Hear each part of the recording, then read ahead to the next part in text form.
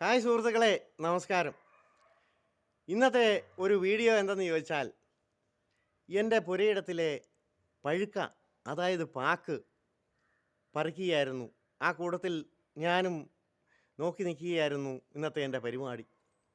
എൻ്റെ പഴുക്ക സ്ഥിരമായി വാങ്ങിച്ചു കൊണ്ടിരുന്നത്, ഇപ്പോൾ ഇരിക്കുന്നതും നീലൂരുകാരൻ ലൈജുവാണ്. ഈ ലൈജുവിനെ പറ്റി പറയുമ്പോൾ, ലൈജു നീലൂർ കണ്ടത്തിമാവ് KSEMൻ്റെ വാർഡ് വൈസ് പ്രസിഡൻ്റാണ്. നീലൂരിലെ തിളങ്ങി നിൽക്കുന്ന ഒരു മനുഷ്യനാണ് അദ്ദേഹം. കൂടാതെ 20 വർഷമായി നീലൂരിൽ ഓട്ടോ ഓടിക്കുന്നു.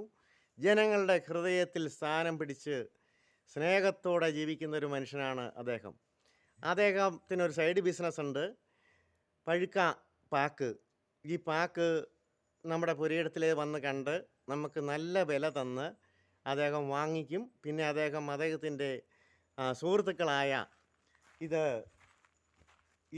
ജിയോമോൻ, ഇത് രാജു, ഇവരുടെ സഹായത്തോടെ ഈ ലൈജു അത് പറിച്ച് ഇതുപോലെ സെറ്റപ്പാക്കി അത് കൊണ്ടുപോയി കൊടുത്ത് ലൈജുവിൻ്റെ കാര്യങ്ങൾ ലൈജു നോക്കും. നമ്മുടെ കാര്യവും നമുക്ക് ഭംഗിയായിട്ട്, ലൈജു ഉള്ളതുകൊണ്ട് നമ്മുടെ കാര്യവും ഭംഗിയായിട്ട് നടത്താൻ പറ്റും. പിന്നെ ഇത് ചുമ്മാ പാക്കല്ല, ഇത് കണ്ടോ, ബോണ്ടയുടെ വലിപ്പം ഉള്ള സംഭവമാണ് നമ്മുടെ പുരയിടത്തിൽ ഉണ്ടായിരിക്കുന്നത്. കണ്ടോ, ഈ പാക്കിനെ പറ്റി പറയുമ്പോൾ, അല്ലെങ്കിൽ പഴുക്കയെ പറ്റി പറയുമ്പോൾ വീടിരായപ്പൻ സാറിനെയാണ് എനിക്ക് ഓർമ്മ വരുന്നത്.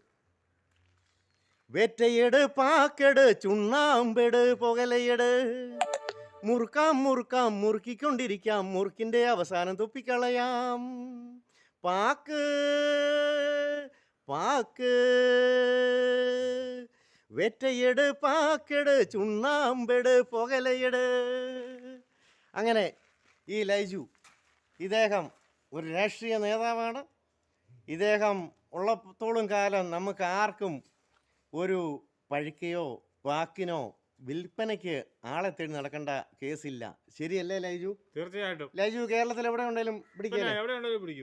നമ്മൾ ന്യായമായ വിലയും കൊടുക്കും. നമ്മൾ സാധനം പറിച്ച് വളരെ ഡീസന്റ് ആയിട്ട് ക്ലിയർ ആയിരിക്കും. അതുകൊണ്ടല്ലേ ഞാൻ വർഷങ്ങളായിട്ട് ഈ തോട്ടം ഏൽപ്പിച്ചേക്കുന്നത്. നമ്മൾ പോയി തോട്ടം കാണുന്നു, വില പറയുന്നു, സമ്മതിക്കുന്നു. വിശ്വാസമുള്ളവർക്ക് അഡ്വാൻസ് ആയിട്ട് ചിലർക്ക് അത്യാവശ്യം പറഞ്ഞാൽ പൈസ ഫുള്ള് കൊടുക്കും.